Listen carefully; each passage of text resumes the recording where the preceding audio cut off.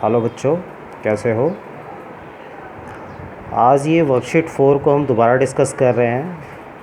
कुछ बच्चों को वर्कशीट 4 में कुछ क्वेश्चन समझ में नहीं आ रहे, तो हम इसको दोबारा डिस्कस करते हैं। ये जो वर्कशीट 4 है, इसमें परमेय संख्याओं के बारे में बताया गया है कि परमेय संख्या क्या होती है। यहाँ हमारे पास ये इंग्लिश वाली है, आप अपनी हिंदी वाली देख लेना। मैं इसको हिंदी में ही करके बताता हूँ आपको।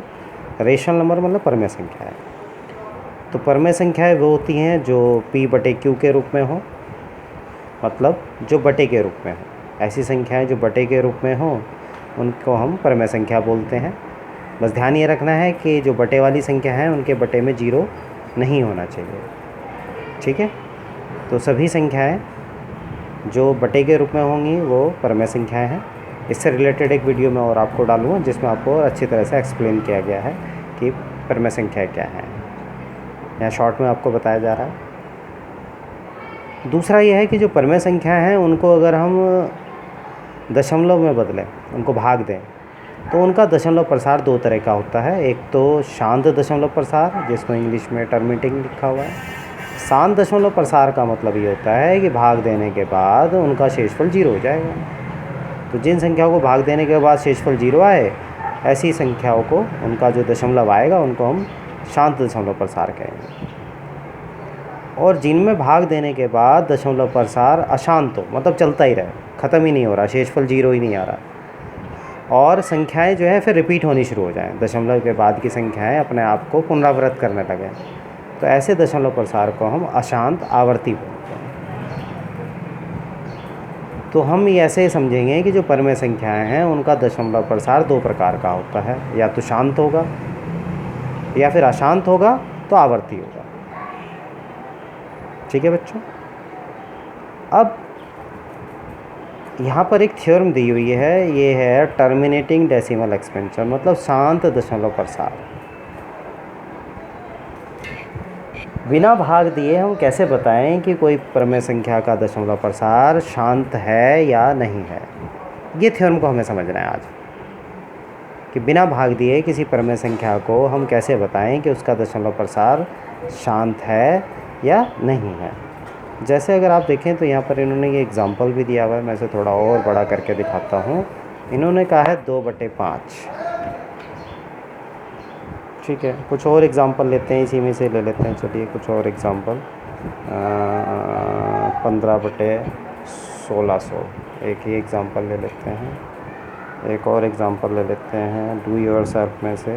कुछ बच्चे कह रहे थे हमें समझ में नहीं आ रहा, तो ये 51/150 समझिए। तो हमने यहाँ पर ये 3 एग्ज़ाम्पल लिए हैं, 2/5, 15/1600 और 51/150। इनमें हमें बताना है, ये सारी परमेय संख्याएँ हैं, सारी बटे के रूप में है तो सारी परमेय संख्या है। अब हमें बताना है इनका दशमलव प्रसार कैसा है, बिना भाग दिए। भाग नहीं देना, भाग देंगे तो बहुत आसान हो जाएगा, और कई बार भाग देना बहुत बड़ा पड़ जाता है। अब जैसे 15/1600 को भाग देंगे बहुत लंबा हो जाएगा। तो बिना भाग दिए हम कैसे बताएं कि इन परमेय संख्याओं का दशमलव प्रसार किस प्रकार का है, ठीक है। तो उसके लिए इन्होंने एक थ्योरम दी है, ज़रा हम एक बार थ्योरम देख लें।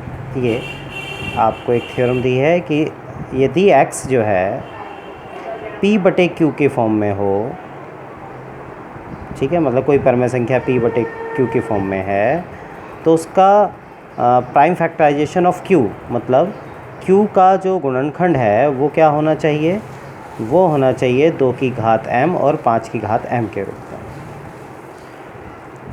तो अगर किसी का q का मतलब उसकी बटे वाली संख्या है, या तो 2 है या 5 के फॉर्म में है, या 2, 5 दोनों हैं, तो उसका दशमलव प्रसार शांत होगा।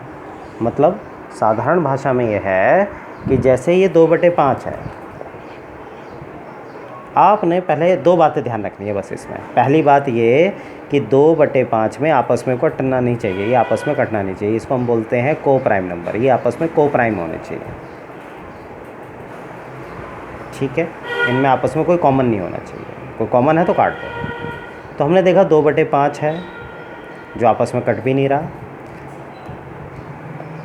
तो जब नहीं कट रहा तो हम क्यू देखेंगे, ये क्यू है, इसको हम क्यू बोलते हैं, बटे में जो संख्या लिखी है। तो हम ये कह रहे हैं कि जो बटे में है उसमें या तो गुणनखंड 2 होने चाहिए या 5 होना चाहिए। अब जैसे इसमें बटे में 5 है तो इसका दशमलव प्रसार शांत होगा, शांत दशमलव प्रसार। कैसे पता चला? क्योंकि इसका जो क्यू था, इसका जो बटे में था, वहाँ 5 लिखा है। तो हम ये कह रहे हैं कि जिन परिमेय संख्याओं के बटे में 5 हो या 2 हो, गुणनखंड करके देख लेंगे। इस क्यू के, इस बटे के हम गुणनखंड करके देखेंगे, और गुणनखंड में अगर 2 और 5 है केवल, इसके अलावा नहीं होना चाहिए कुछ, 2 और 5 है तो उसका दशमलव प्रसार शांत होगा, अगर नहीं है तो अशांत होगा, अशांत आवर्ती होगा।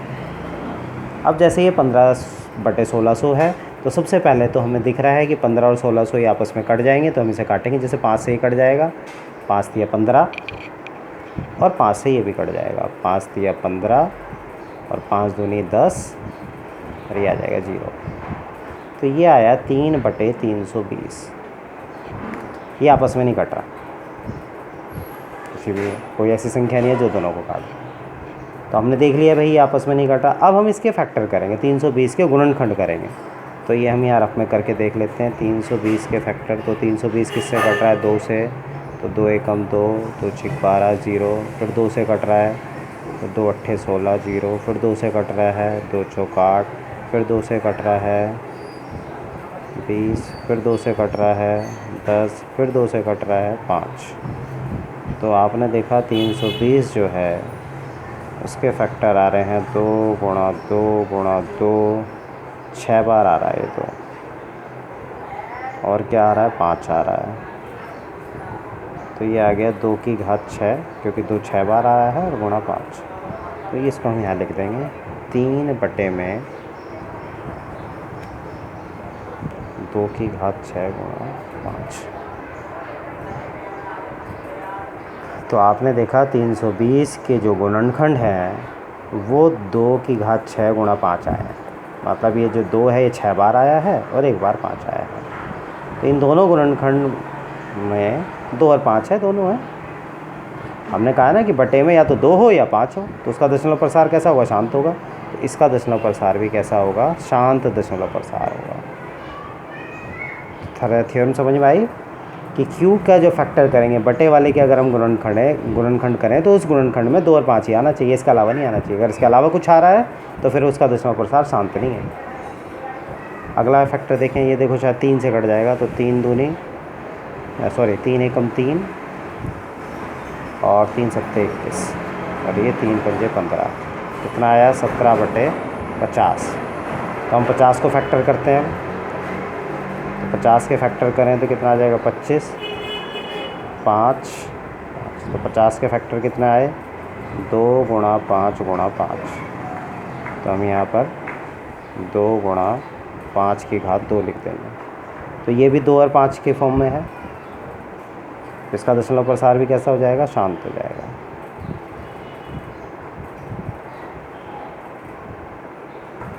ठीक है, और कोई दिक्कत आए तो बताना। Thank you.